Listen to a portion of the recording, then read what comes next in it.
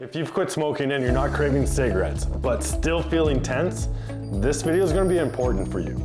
Because at this stage, it's usually not your environment pushing back. It's the pressure you're putting on yourself without realizing it. By the end of this video, you'll be able to spot the exact mental patterns that quietly recreate smoking level stress even after nicotine is gone. Hit subscribe and join our journey. We can all do this together. There's always room for one more. Here's something almost no one talks about. After you quit, your brain starts rushing the recovery. You think, I should feel better by now.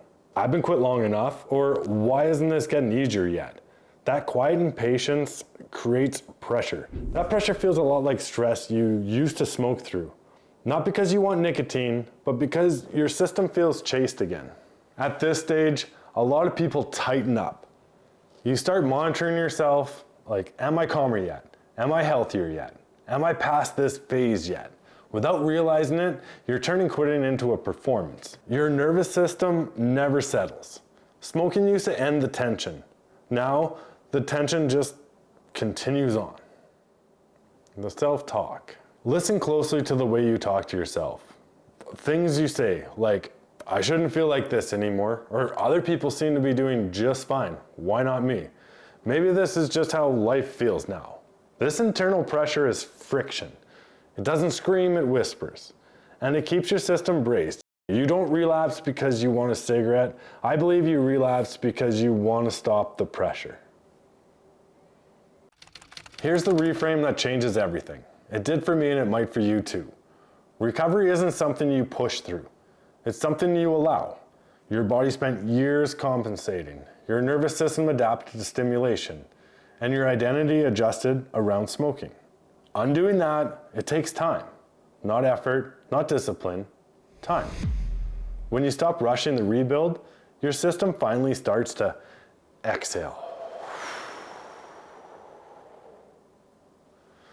At this point, staying quit isn't about fighting urges, fixing yourself, or optimizing everything. It's about pacing, letting good days be good, letting flat days be flat, and letting recovery unfold without commentary. That's when staying quit stops feeling fragile. If you're curious, I've linked in the description the phase 1 tools that helped me through those early stages without breaking.